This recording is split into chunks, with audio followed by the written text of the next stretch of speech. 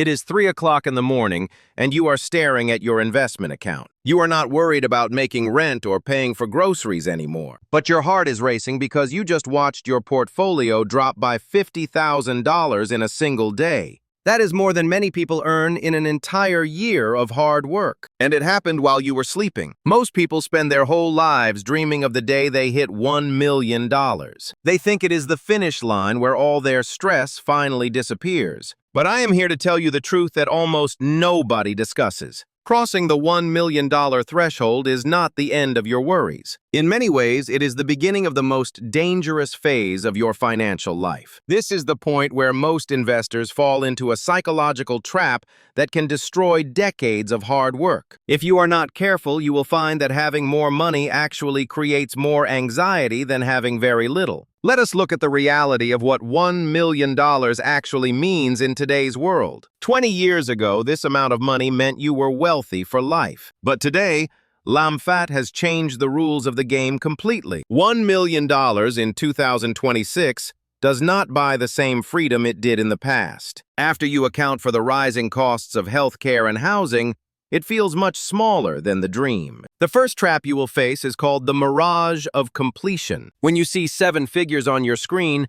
your brain tells you that you have won. You feel a sudden urge to finally reward yourself for all those years of sacrifice. This is when many people fall back into the habit of lifestyle inflation. They buy the luxury car or the larger house because they think they can afford it now. But they forget that $1 million invested is not the same as $1 million in cash. To maintain your freedom, that money must stay invested and continue to grow. The moment you start treating your capital like a personal bank account, you lose your edge. You transition from being a builder to being a consumer at the exact moment you should be moving toward ownership. This leads us to the second and perhaps most painful trap. It is the preservation paradox. When you had $20,000 invested, a 10% drop felt like a minor setback. Losing $2,000 was annoying, but it did not change your life. But when you have $1 million, that same 10% drop is $100,000. Suddenly, market volatility is no longer a theoretical concept in a textbook. It is a physical weight that you carry in your chest every day. Many investors become so terrified of seeing these large fluctuations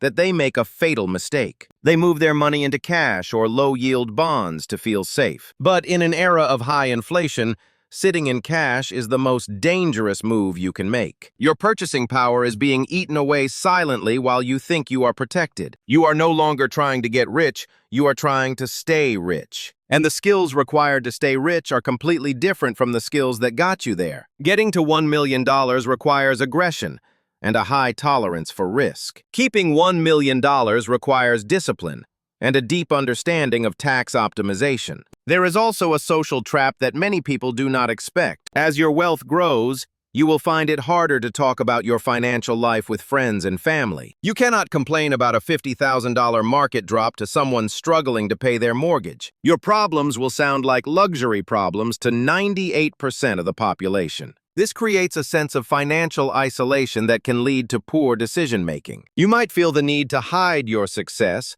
or you might feel guilty for having it. Or worse, you might try to keep up with even wealthier people who have $10 million.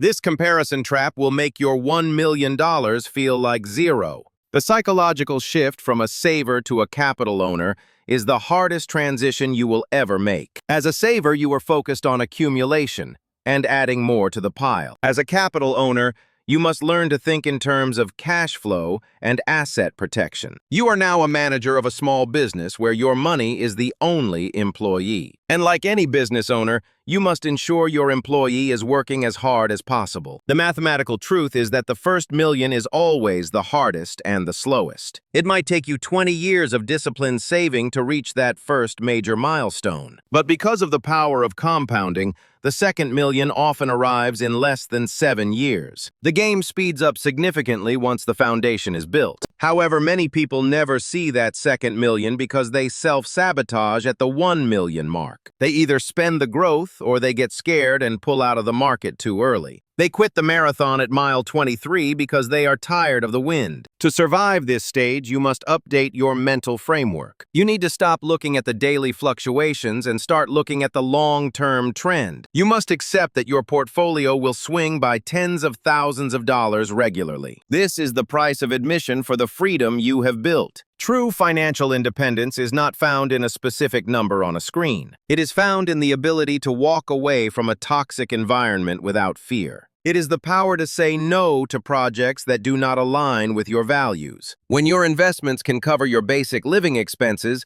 work becomes a choice rather than a necessity. But if you use that money to buy more liabilities, you are just building a golden cage. You are still a prisoner to your bills, you just have a nicer cell. The goal is not to look wealthy to your neighbors. The goal is to be wealthy enough that you do not care what your neighbors think. You must resist the urge to prove your success through material things. The most valuable thing money can buy is control over your time. $1 million gives you a significant amount of optionality if you manage it wisely. It allows you to negotiate from a position of strength in every area of your life. You can take calculated risks that other people simply cannot afford to take. You can start a business or pursue a passion because you have a safety net that is real. But this safety net only exists if you respect the capital and let it work. If you treat it with a lack of discipline, it will disappear faster than it arrived. The economic system is designed to reward owners and penalize consumers. By hitting $1 million,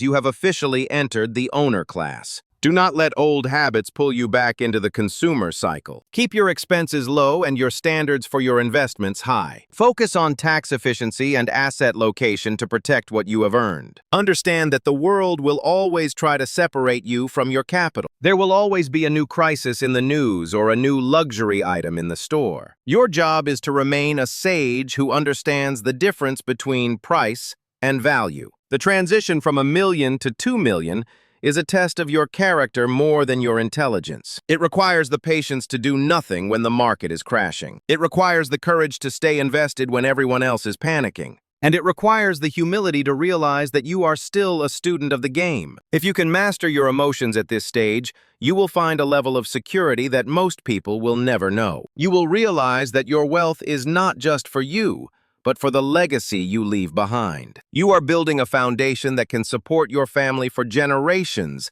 if it is managed correctly. This is the true meaning of being a capital owner. It is about stewardship and long-term thinking. So if you have reached this milestone, or if you are closing in on it, take a breath. Recognize the danger of the traps I have described today. Do not let the mirage of completion stop your momentum. Stay disciplined and keep your eyes on the horizon. The second million is waiting for those who can survive the psychology of the first. What is your number for true freedom? Is it 1 million? Or is it something much higher? Share your thoughts in the comments below. Thank you for listening and stay focused on the long-term journey.